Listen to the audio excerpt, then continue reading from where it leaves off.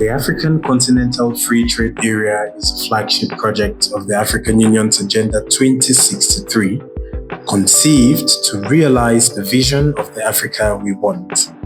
Its primary objective is to create a single continental market for goods and services, facilitate the movement of capital and natural persons, and deepen economic integration. Ultimately, the goal is to drive industrialization, enhance the competitiveness of African economies, and resolve the fragmentation caused by multiple overlapping regional economic communities.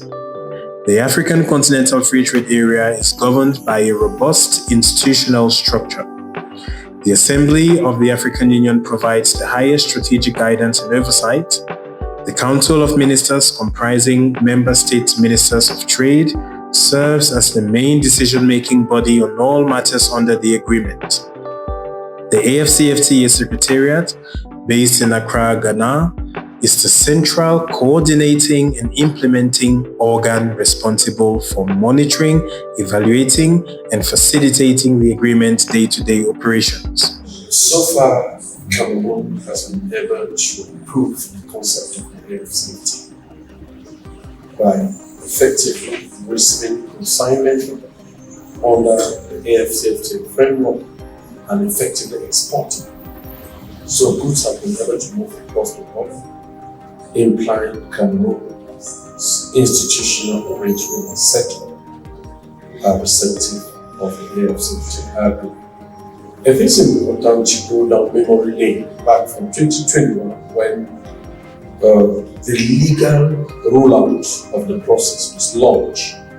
But operational-wise, there were still some challenges that needed to be addressed to ensure that goods are effectively moving across the border. So at the level of the continent, the rules were in place, but then domestically, there were still some 2 or 3 stages that needed to be accomplished for the process to go through, notably the gazetting of the AfCFTA agreement into national laws and further pushing it into the finance law of the country, empowering the custom administration to make available the tariff books at the borders so that when goods are arriving, the custom officer sitting at the border is able to look into his tariff book and see the AfCFTA column,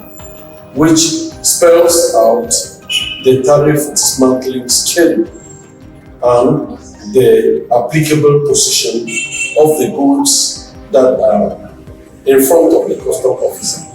So this procedure was not written by January 2021 when the AfCFTA was finalized at the level of the Secretariat and the African Union at large. So now Cameroon had to do that by October 2022 when the guided check was launched. Cameroon has emerged as a trailblazer in putting the historic agreement into practice. C'est comme ça qu'un jour, je pars, je m'en vais au ministère du Commerce et je m'en vais à la direction en charge de la ZLECAf. J'étais la micro ou la petite entreprise parmi les géants. C'était une fierté d'être ce jour-là. Il n'y avait que 7 pays, il n'y avait pas plus de pays que ça. Vous comprenez que même en termes de pays, c'était un défi même pour les administrations d'aller très rapidement et se retrouver le jour du challenge. Cameroon had to do that by October 2022 when the guided check was launched after the ministerial directive as provided for by the AfCFTA agreement that the Council of Ministers responsible for trade are empowered to make regulations, complementary regulations. And I think this directive is the first regulation that was put in place to support the agreement itself, which will enable the rollout of the process. And once this mandate was given to the Secretariat to coordinate the framework that will effectively operationalize the agreement, the guided check was born, and 7 countries onboarded, among which Cameroon, and on the 7th of October 2022, in Accra, Ghana, the symbolic operational launch of the AfCFTA trade was then rolled out on a specific list of products. I think there were 97 products that were rolled out for trade. And then Cameroon then effectively exported dry plums and tea as a symbolic expedition. And later on, we started receiving shipment from other participating countries in the guided trade. And I think today we are very happy that the process has successfully rolled out. We are importing under the GTI. We've received import from South Africa. We've received import from Egypt. We've received import from Nigeria. And that is it. But what I can say is that globally, the Maghreb region is trading well under the AfCFTA framework.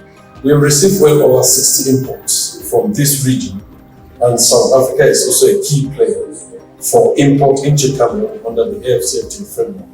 And now we are looking at Nigeria, which is one of the key trading partners of Cameroon, and they just finalized the domestication process in July, last 2 months ago. And we are ready to export to Nigeria. We have some assignments pending. It's been unfortunate because the rollout process took quite some time. We've had requests from businesses who wanted to export to Nigeria. For example, we have processed paper, 400 tons of processed paper that year to be shipped under the AfCFTA. We've also had aluminium from Alukan that was supposed to be shipped into Nigeria under the AfCFTA. But however, globally, we are satisfied that the process has been finalized, and we are preparing for the signing that will enter the joint market under the AfCFTA. So now, what are the main challenges that businesses and policymakers face in the implementation of the AfCFTA? First, looking at businesses, the volume of exports. When we are talking about exporting under a preferential trade management, there is the traditional export that is taking place, which we are trying to capture into the AfCFTA framework. So we are capacitating businesses with the requisite information, and we are supporting them with data to be able to understand the market dynamics under the AfCFTA. So we've gone into the existing database, identified businesses that are already exporting on the continent. And we are now telling them, when you are exporting on the continent, please do request for an AfCFTA certificate of origin so that your partner in this eligible country is able to capture your goods under the AfCFTA, thereby making your goods enter that market on a very competitive edge. And also those who are importing, we've been able to sensitize them on getting the AfCFTA certificate of origin, because it doesn't simply mean that when you're importing, your goods will be captured under the AfCFTA. There was that express desire to trade under the AfCFTA by requesting for the certificate of origin, which is the first document that we are requesting from businesses. And once that is done, we now verify the tariff line under which the goods are classified to make sure that these goods are eligible under the AfCFTA. And once that is done, the trading operation is captured under the AfCFTA. So that is what we are doing with businesses: capacity building, information sharing, and support, end-to-end operational support. That's what we are doing. In terms of policymakers, there is need for complementary policy options to support the AfCFTA. The African Continental Free Trade Area Agreement does not cover all economic aspects. They don't cover all economic aspects, but their priorities under the AfCFTA need complementary policy measures. Some of these are industrial policies. Government needs to review some sectorial policies, for example, like textile for Cameroon. Government needs to review the textile policy to ensure that the textile sector is being supported for Cameroon, not only to export cotton, but to transform this cotton into cloth, into apparel, so that it can be exported across the continent. Another sector which I think should be a priority sector is wood. They need to review policies Rather than exporting timber or first-grade transformation, government need to move into the production of furniture, windows, doors, so that they can export these finished products with value addition locally, so that we make the best out of the AfCFTA. These are some of the policy interventions that we require. In terms of transport policy, we need to also look at transport policy in all aspects: air transport, road transport, rail transport, as well as maritime transport. Currently, there is a fragmented cabotage regime on the continent, where a vessel moving, for example, from Nigeria to Cameroon is paying different cabotage taxes. Whereas if we have a harmonized cabotage regime on the continent, where African-owned or operated vessels are able to sail through our ports without having to pay taxes, thereby making freight charges for businesses lower and competitive, and encouraging intra-African trade by maritime routes. I think those are complementary policies also that can support the AfCFTA. Skills development. Now we are talking about the fourth industrial revolution. There is need to anchor training into technology, so that businesses can see Africa as an alternative market for their industrial setup, so that the goods that are being manufactured should need labor which is readily available to support the industrial development with high-end technology requirements. This is some of the sector. The development of regional value chains. It is very, very important. We have neighboring Nigeria, more than 1,000 kilometers of borderline in Nigeria on land borders. It is important that we are able to capture the Nigerian market when it comes to regional value chain, because Nigeria industrial park has been unlocked. The oil and gas sector, the fertilizer sector, the cement industry, and many of them. So we need to identify the input needed in this sector and make our own contribution, so that the finished products have some input from us and therefore eligible for the AfCFTA when it comes to origin qualification. Also, in terms of connectivity, our infrastructure policy must be directed towards this market, so that we have road connectivity, we have maritime connectivity, and then we have air connectivity into the Nigerian market, which has more than 240 million consumers. It's a huge market for us under the AfCFTA. And before the African Continental Free Trade Agreement, there has been no preferential arrangements with Nigeria. Therefore, this agreement offers a unique opportunity for Cameroon to anchor its industrial policy in the Nigerian market. We've had Nigerian businesses setting up in our services sector. One of the key players in the financial service sector are Nigerian businesses. Therefore, we have to look at where we have opportunities to anchor our industrial strategy into the Nigerian market.